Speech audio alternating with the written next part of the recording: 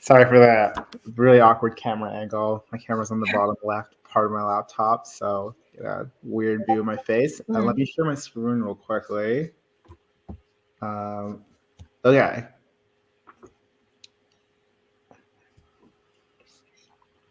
cool. This is like a presentation that I made to share with my lab members on this project that I've been working on. So I'll walk you guys through it, and I think this presentation will provide motivation for why I decided to pursue this project and sort of an overview of like it's actually like a two-parter. There's like two separate projects going on in parallel, but they're both very related to each other. But you can work on them independently depending on what part you're most interested in, what your skill set is.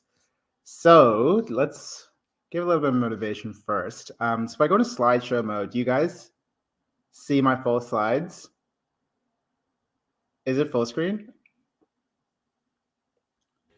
Yeah, I see full screen. Okay, cool. Right. So this presentation is basically about how we can improve the QC process.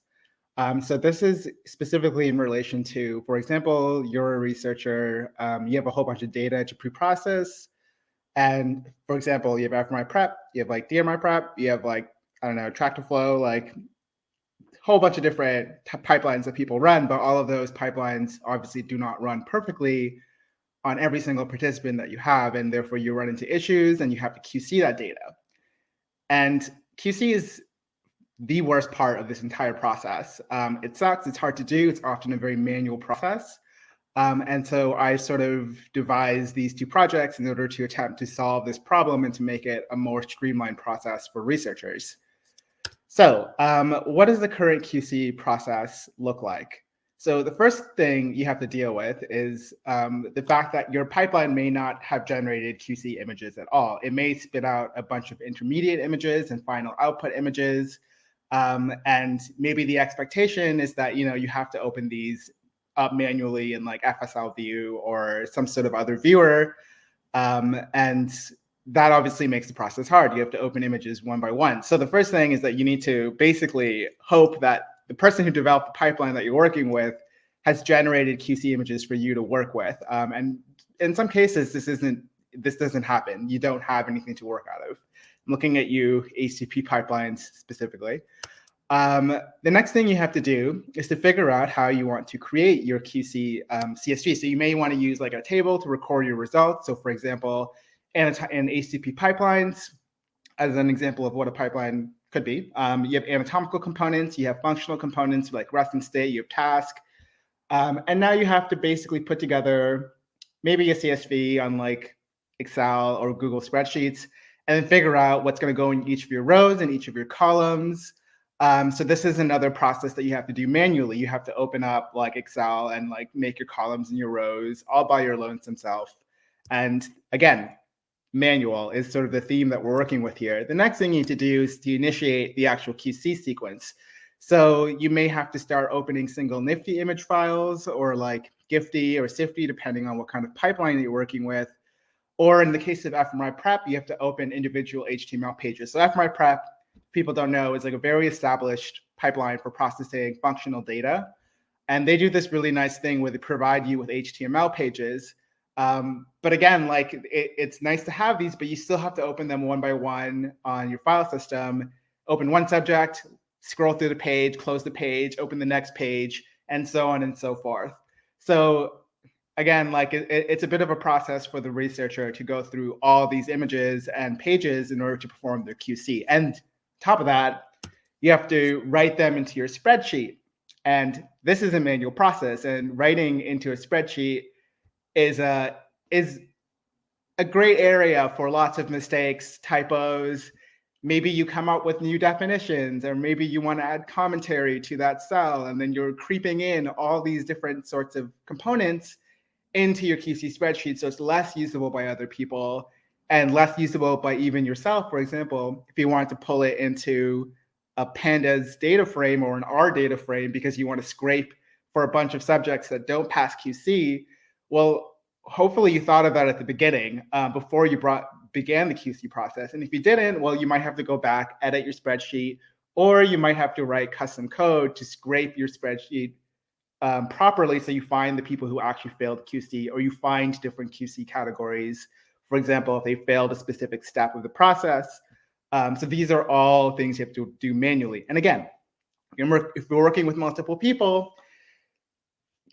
collaborating is great. QC collaborating becomes a bit more difficult because your friend might have a slightly different definition for certain things, or they might come up with their own sort of terminology for inserting into a spreadsheet.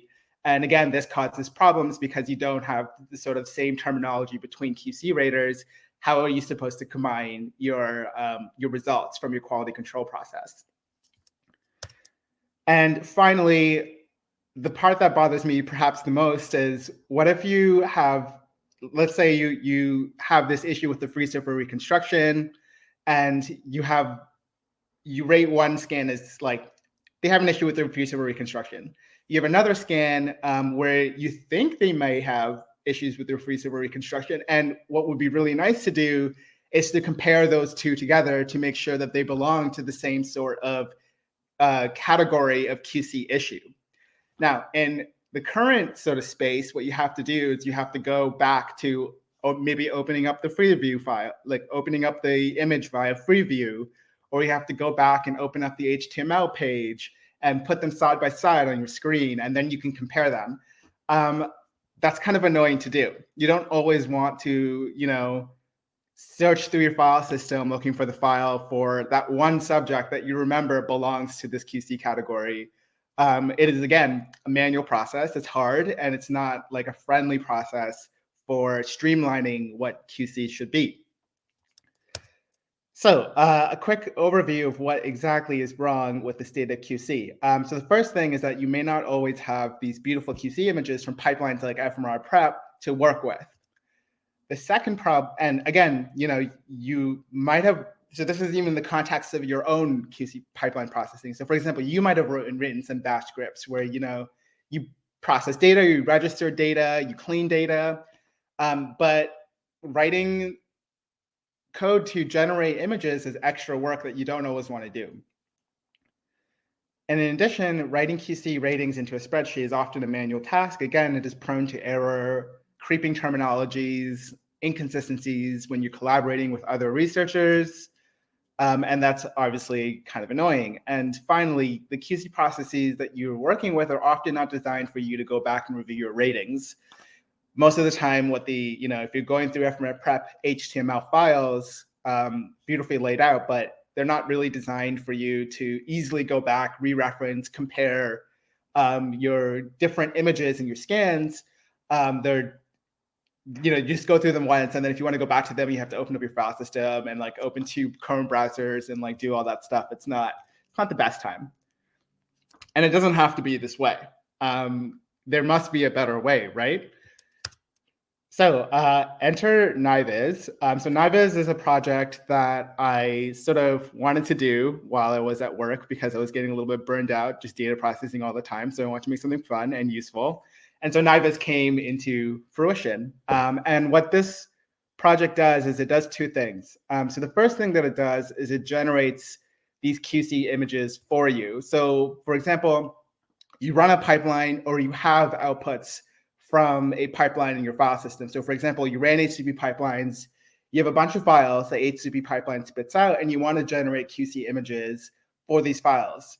Well, the image generation component of Niviz basically allows you to write a simple configuration file to automatically generate all these QC images in a similar style to the images that you might get from a pipeline like fMRI prep. So these are really beautiful images that are very easy to immediately tell, if your image registration, for example, went well or if it went horribly wrong. And all you need is a bunch of nifty files. And so this could be from your own pipeline as well, obviously, as long as they're organized in sort of a reasonable way. So the next component that Niviz provides is a fully interactive web interface that basically provides a rating interface for you to perform your QC. And again, this takes a single configuration file, and all it wants to do is basically gather all your QC images and additionally provide some information about what your rating process might look like. So for example, what kind of categories do you want to use for different types of scans? So anatomical might have different categories for rating, like bias correction issues or like MNI normalization issues versus functional, where you might have like EPI to T1, or you might have susceptibility distortion correction. And those are sort of different categories you want to use depending on the kind of scan that you're working with. And again, that's providing the rating categories that can be used. And finally, what this will do, so group together images into single entities. So for example, you might have, for your resting state data, you might want to check EPI to T1 registration. You might want to check the susceptibility distortion correction. And both of those things are used to rate a single image, your resting state fMRI data. And finally, the most wonderful thing is you don't even have to write a CSV anymore. You don't have to open Excel or you don't have to open Google Sheets. With just like a single click of a button, you can export participant.tsv. And for people who don't know what that is, that's sort of like a bid standard way of basically describing all the subjects in your data set to provide additional metadata about like usable scans and things like that. So it'll export a spreadsheet for you that contains all your ratings, and these are all standardized according to the rating categories that you use, and there's room for comments as well. So you'll see what that looks like in a second. So part A, sorry, this presentation is a bit long, so Aaron, feel free to cut me off if I'm taking time from other people. We can always talk about this in our Discord. So part A is the image generation component. So for example, say you ran a pipeline that outputs the following nifty files. So you have 3 subjects here. You have 2 steps, registration, as well as in your T1 files, you have bias correction. Let's just say that's what it is. How do I begin to QC this? I don't want to write my own scripts to basically generate images. We can use Niviz here. So what we can do is we have our input data. We just have to write a single configuration file that basically tells Niviz how to collect all your outputs and how to group your files together. So I won't walk through the specifics of this, but it basically is providing file paths and file name patterns for you to use, as well as something called methods, which are basically different prepackaged Niviz functionalities for comparing registrations in this example. It could also be for looking at masks. It could also be for viewing surface data, surface-based data if you're working with SIFTI or GIFTI files. So basically how to collect these files and what kind of display to use to perform QC. And the output of running this process is going to be an organized directory in like a bids kind of organization of a bunch of SVG files that are the QC images being automatically generated just from this YAML file, as well as the outputs of your pipeline. So what does this look like? So for example, if you're looking at T1 bias field, you might want to check before and after bias field correction. So this one's a little bit more subtle because the scan doesn't actually have like that much of a bias field problem, but it provides sort of like an animated SVG that basically transitions between the bias field corrected image and the non-bias field corrected image. You might want to look at fMRI to T1 registration. So again, if you've used fMRI prep, this is very familiar to you, except the big sort of difference is that you get to do this on your own pipelines. And it's very easy to do with a single config file. And you can do this for pipelines that already exist, but don't have QC images. You can use this tool on them as well. So the next component is the rating interface. So you've generated all the QC images for your data, and now you want to begin to rate the images. So this, again, is done via yet another YAML file that basically provides a description for what kind of ratings you can give. So for example, we have in the first component over here, we have a description of T1 bias field. And for that type of image, what are the types of ratings that we can use? So you can list them in your YAML file. So this will fix sort of, everyone who you're collaborating with will use a single config file. And in that way, you have agreed definitions and terminology about how to rate your images.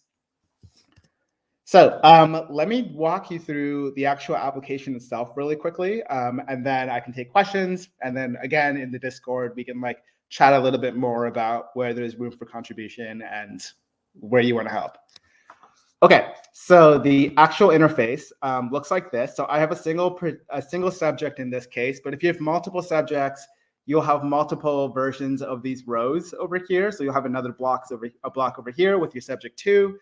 And what you see here are different sort of scans that you have from your pipeline. So this in particular is from HTTP pipelines that are ran on a bunch of data.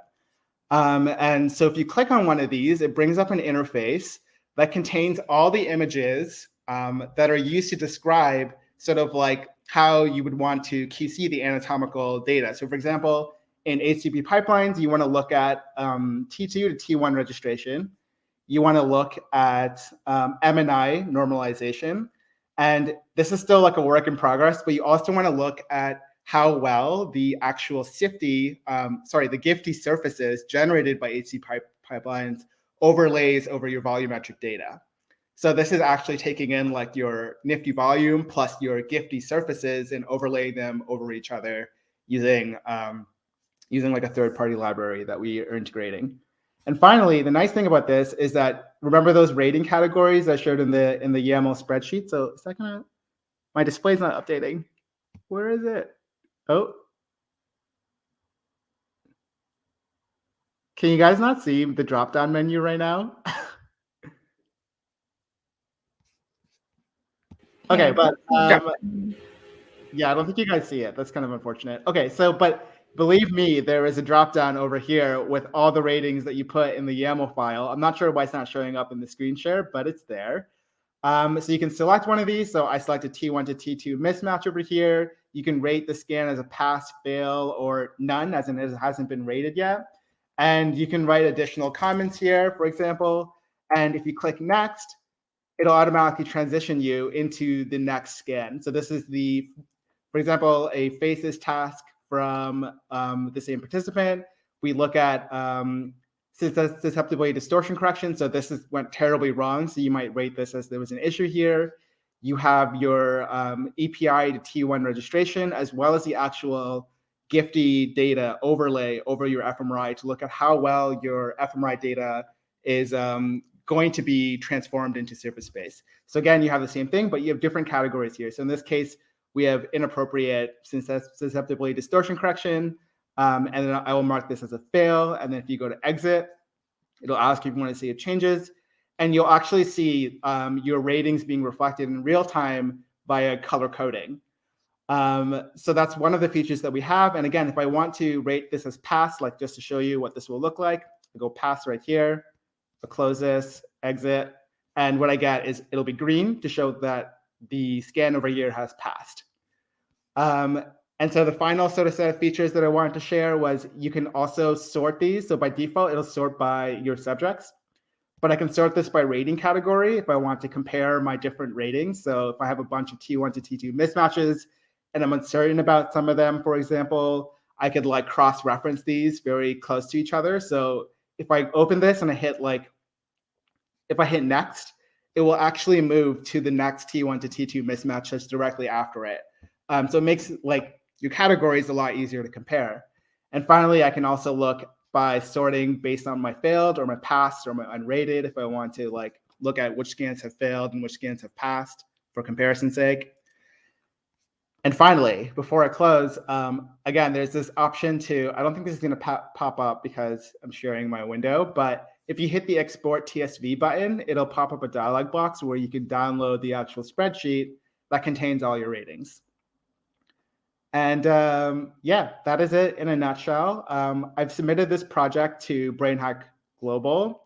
So if I go into BrainHack org, global issues, which I believe is linked somewhere. And if you look over here, so Niviz is right here and all the information about sort of the motivation, sort of the two repositories that we're using. So the rater and the image generation are two separate repositories. What are our goals for this BrainHack? So there's a bunch over here, as well as the 2 issue pages that contain a lot of issues that could be currently worked on of various skill levels. I'm happy to help. I can't, depending on how many people are interested in the project, it might be a little bit overwhelming for me. So if we have experienced people who are also willing to help delegate these issues, that would be really nice. And Yeah, that's it. All the info is here, so feel free to take a look. Hope you guys are interested in helping out because it needs a bit of work, I think. And that's it for me. Yeah. Can you expand a little bit about what are the issues that you put there? Yeah, totally. So yeah, let me actually go to the issue pages. Okay, so if you're working with the image generation component, there's a, whoop. Oh, actually, this is in my separate repository. Whoops, I should have opened it in this one, but that's fine. Okay, so whoopsies. Sorry about that. Might have to just transfer all my issues, but that will happen. Okay. Over here. Okay, so we have a couple of issues here. So there's a few. The ones that are good for beginners, I've marked as a good first issue, which are actually all of these, which is kind of nice. So some of these include things like maintenance related things. So for example, when you install Niviz using pip, like the Python packaging program, I would like for a command line tool to be installed alongside with it. And so there's descriptions about basically what this entails, as well as links to sort of resources that you can use in order to implement a solution to this issue. So things like how do I, include in my setup.config or my setup.py file about including entry points to programs. So for example, this will provide like a make SVGs tool from Niviz. So again, those are one of the issues. Some of the other issues are things like documentation. So this includes things like updating doc strings, as well as writing a getting started guide, and maybe even a tutorial. That would be really nice to have for this project. So that's also a great way to learn about the project itself. It's by writing a tutorial. That's the best way to learn. Things like schema validation. So the config file that we have currently is enforced in the code itself, but there's no actual overall schema that we have implemented where you can run like a validation step to make sure that your schema won't fail halfway through. So it'd be nice to write a schema plus a validation step. So I've included resources in this as well. A very easy issue is replacing the OS library from Python with pathlib instead, which is more of a while, like it's becoming sort of like the standard way to deal with paths in Python. So I'd like to use that instead. And there's a couple of other ones here as well. So these are all Python based. So if you have some familiarity with Python, you'd like to learn more Python, this is sort of a good way to sort of enter. And then the next project is the actual rater itself. And again, in the issues, I've organized it based off of a couple of different labels. So the backend, which is sort of all the database operations, as well as building the index, are done in Python. So these are marked with backend over here. So Python stuff will be all backend. As well as, again, this is a good first issue flag over here, which are like good ways for you to contribute if you're a first-time contributor. Help wanted is things that I don't have an immediate solution for because I'm still I haven't gotten around to figuring it out. So if you're more experienced, this is a good place to contribute to. And for the front end, these are sort of like the actual QC application. So this is the user experience, the user interface. So adding more buttons or adding new pages and views. So for example, a summary statistics page, which I really want to implement, which is gives you how many of the scans in your project have failed due to this reason versus another reason. At some point, we want to implement user sessions, so have multiple collaborative rating on a single data set. So at the moment, it's not like that. And then the summary statistics would basically pull together inter-rater reliability, agreement matrices, just to further enhance the QC process. And these are all the front end stuff is done in JavaScript, and specifically in the Svelte framework, which is a relatively new framework. I'm still new to it, so I'm also learning. So again, if you are comfortable with JavaScript and want to learn a new framework, this is sort of like a good place to start. And I think that's a good description. All the issues are on the page, so we can chat about this after if there's something that speaks to you. It looks like Chris had a comment about adding the option for 3D visualization in some cases. All right, Chris, thanks for your comments. I'm just reading through them right now. a serious limitation.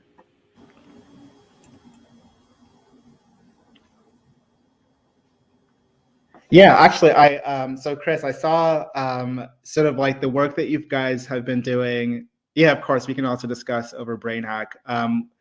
Was sort of like better implementing edge outlines for like registration as well as masking. And yeah, I agree. The 3D component is sort of something that we're not quite addressing. So all the views that I provide are 2D. We also have, sorry, my cat. We also have surface visualizations. So for example, if you think about sort of like the standard publication figures for viewing surfaces, we have the lateral medial view, as well as like, I don't know, if you want to do dorsal ventral, you can also do that. So we have those mesh views, but they're not interactive or 3D. And I think that's where the Nivu project could be really cool to implement. Yeah, so it's definitely something I'm very interested in exploring and chatting to you about. Thanks for the comments.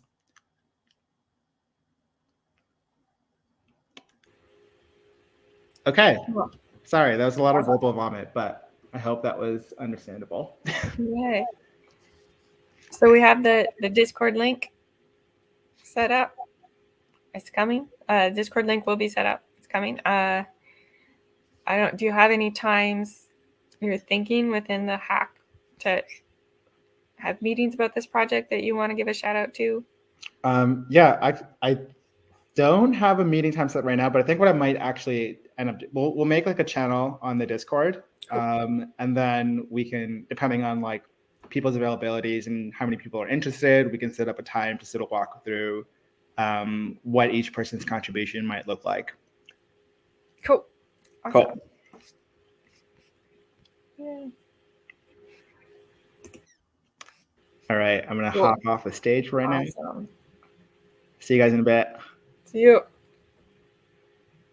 Cool. With that, I'm gonna hop off the stage too to catalog that a little bit.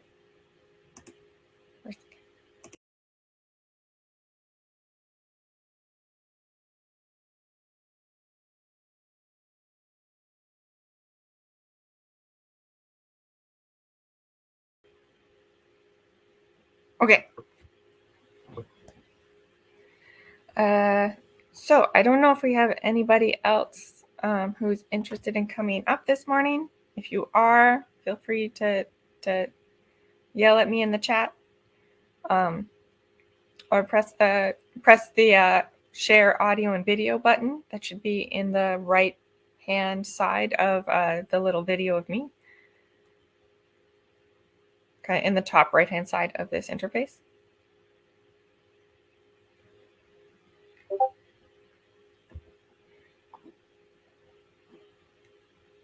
If not, I want to thank everybody for joining us, and I think we can move the discussion about these projects over to Discord.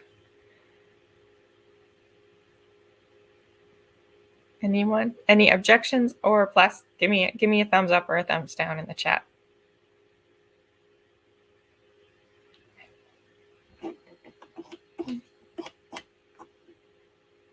Awesome. Cool. Okay, so we will move discussion about these projects over to Discord. Awesome. And we will come back at 11 to discuss some of the pack. So Ruchi will tell us a bit about statistics packages in our tool demo, and Johan will come back and tell us a little bit about what he's learned about the APIs that he's going to be using in his project for those who are interested in like learning that piece so that they can help out. Cool. And I'll see you guys a little bit later.